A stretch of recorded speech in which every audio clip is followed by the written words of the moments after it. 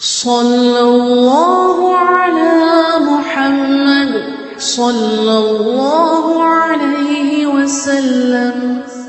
മരിച്ചുപോയത് അല്ലാഹ് ഈ നൂറ്റാണ്ടിൽ അതുപോലത്തെ ഒരു ബുദ്ധിമാൻ ജനിച്ചിട്ടില്ല പോലും, അങ്ങനത്തെ ഒരു ബുദ്ധിമാൻ ജനിക്കുകയില്ല പോലും.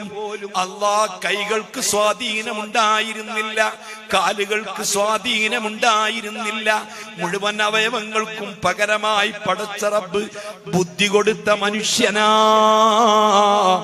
ലോകം കണ്ട ഏറ്റവും വലിയ ജീനിയസാ.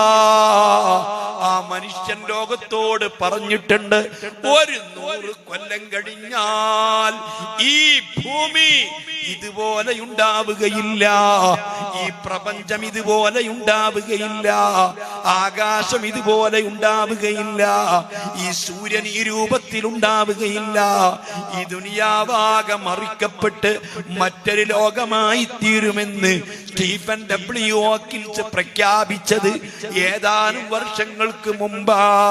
2050 ഒരു കലണ്ടർ ഇറങ്ങുമോ? 2100 ഏതാനും ഒരു കലണ്ടർ ഇറങ്ങുമോ? ഇറങ്ങുകയില്ല. അല്ല പറയുന്നു, മായൻദുറൂന, ഇനി ആളുകൾ ചിന്തിക്കേണ്ടതില്ല, പ്രതീക്ഷിക്കേണ്ടതില്ല. ഇല്ലാ സൈഹത്തൻ വാഹിദത്തൻ തഅഖുദുഹും വഹും യഖ്സിമൂൻ. ആളുകൾ കച്ചവടം ചെയ്തുകൊണ്ടിരിക്കുമ്പോൾ, അങ്ങാടികൾ ജനനിബിഡമായി കൊണ്ടിരിക്കുമ്പോൾ, ടർഫുകളിലും ക്ലബുകളിലും കളികൾ സജീവമായി കൊണ്ടിരിക്കുമ്പോൾ, നിയമസഭയും ലോക്സഭയും രാജ്യസഭയും സജീവ ചർച്ച ചെയ്തുകൊണ്ടിരിക്കുമ്പോൾ, കോടതികളിൽ കേസുകൾ പൊടിപൊടിക്കുമ്പോൾ, അതേ രാഷ്ട്രീയമായിരിക്കുന്ന പ്രഭാഷണങ്ങളും മറ്റ് കോലാഹലങ്ങളും ലോകത്തുടനീളം നടക്കുമ്പോൾ, ഐക്യരാഷ്ട്രസഭ കൂടിക്കൊണ്ടിരിക്കുമ്പോൾ, എല്ലാവരും അവനവന്റെ ജോലികളിലും ചുറ്റുപാടുകളിലും മുഴുകുമ്പോൾ, പെട്ടെന്ന് കേൾക്കാം സൈഹത്തൻ വാഹിദ, അതിഭയങ്കരമായൊരു ശബ്ദം കേൾക്കാം. ആ ശബ്ദം കേൾക്കുന്ന സമയത്ത് ആളുകളൊക്കെ അങ്ങോട്ട് നോക്കുന്നു, ആ ഭാഗത്തേക്ക് ചിന്തിക്കുന്നു. അപ്പോൾ നിങ്ങൾക്ക് കേൾക്കാം, ഇന്നാലിന്ന പട്ടണത്തില് അതിഭയങ്കരമായി ഭൂകമ്പമുണ്ടായി, ലക്ഷക്കണക്കിന് മനുഷ്യന്മാര് അതേ ഭൂകമ്പത്തിൽ മരണമടഞ്ഞു, ബിൽഡിങ്ങുകൾ തകർന്നു, കെട്ടിടങ്ങൾ തകർന്നു, പർവ്വതങ്ങൾ മതാ പൊട്ടിപ്പൊളിഞ്ഞു. അല്ലാഹ്, ഒരു വർഷം മുമ്പല്ലേ കേരളത്തിലെ വയനാട്ടില് ഒരു നാട് മുഴുവനും അങ്ങ് രാത്രിയിൽ കിടന്നുറങ്ങിയതാ, സുഖലോലുപതയോടുകൂടി കിടന്നുറങ്ങിയതാ. നേരം വെളുക്കുന്ന സമയത്ത് 100-300 വീടുകൾ ഉൾക്കൊള്ളുന്ന ഒരു ഗ്രാമം കാണാനില്ല, ഒരു വീട് പോലും കാണാനില്ല.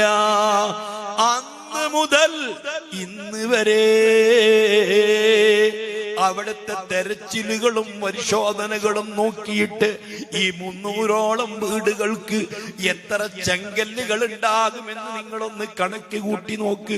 ലക്ഷക്കണക്കിന് ചെങ്കല്ലുകൾ ഉണ്ടെങ്കിൽ ഒരു കല്ല് പോലും ഇന്ന് വരെ കിട്ടിയിട്ടില്ല, മറിഞ്ഞു പോയതാ. എത്ര കുടിച്ചാലും വലിയ വലിയ പാറക്കല്ലുകളല്ലാതെ ആ വീടുകൾ നിർമ്മിക്കാൻ ഉപയോഗിക്കപ്പെട്ട കല്ലുകളെവിടെ? കോൺക്രീറ്റ് സൗധങ്ങളെവിടെ? അതിന്റെ മറ്റുള്ള ഉരുപ്പടികളെവിടെ? എല്ലാം തകർന്നു പോയി.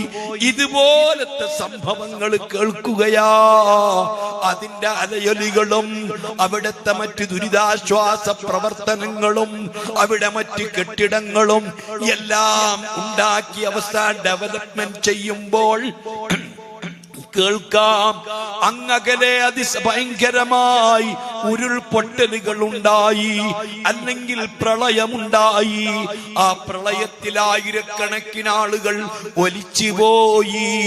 അതിന്റെ ശബ്ദങ്ങളും കോലാഹലങ്ങളും അതിന്റെ വാർത്തകളൊക്കെ കെട്ടടങ്ങുന്ന സമയത്ത് നിങ്ങൾക്ക് കേൾക്കാം അങ്ങ് ചൈനയിൽ നിന്ന് അതിഭയങ്കരമായിരിക്കുന്ന രോഗം പുറപ്പെട്ടു പോലും, ഒരു വൈറസ് പുറപ്പെട്ടിരിക്കുന്നു പോലും, ലോകത്തെ മുഴുവനും ഞെട്ടിച്ചിരിക്കുന്നു പോലും, ലക്ഷക്കണക്കിന് മനുഷ്യന്മാര് അതുകൊണ്ട് മരണപ്പെട്ടിരിക്കുന്നു പോലും.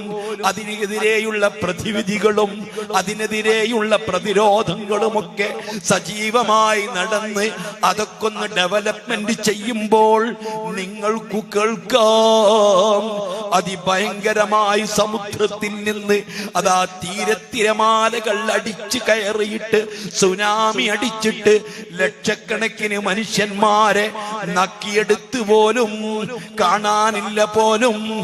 ഇങ്ങനെ ഇനി തുടർന്നു കൊണ്ടിരിക്കുന്ന അപകടങ്ങളല്ലാതെ, ദുരിതങ്ങളല്ലാതെ, ദുരന്തങ്ങളല്ലാതെ ഇനി പ്രതീക്ഷിക്കേണ്ടതില്ല.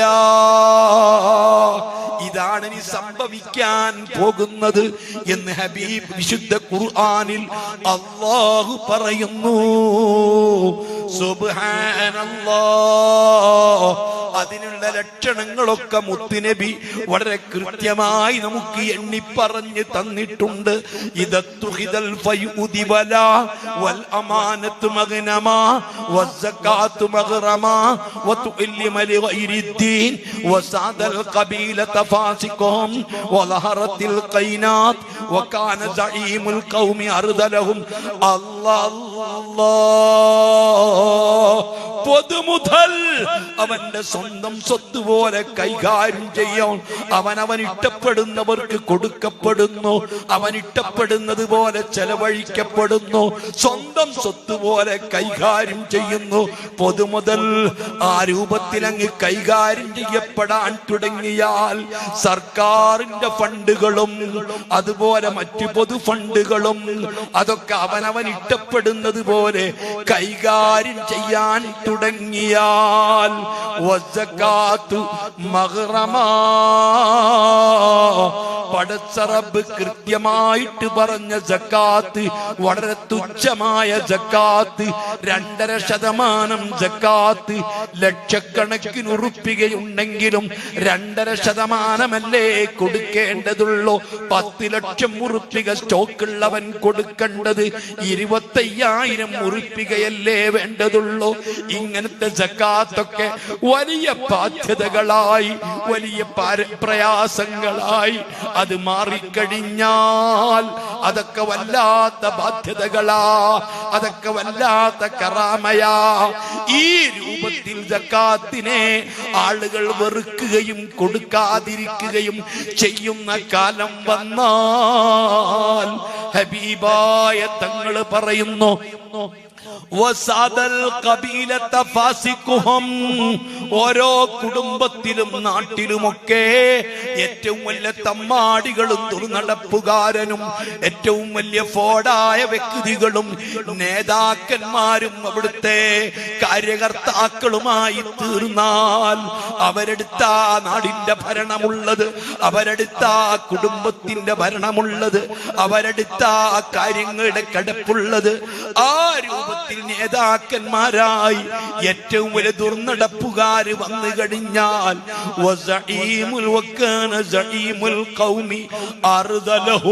ഏറ്റവും നിസ്സാരനും നിന്യനുമായ ആളുകൾ കൗമിനെ നയിക്കുന്നവനായാൽ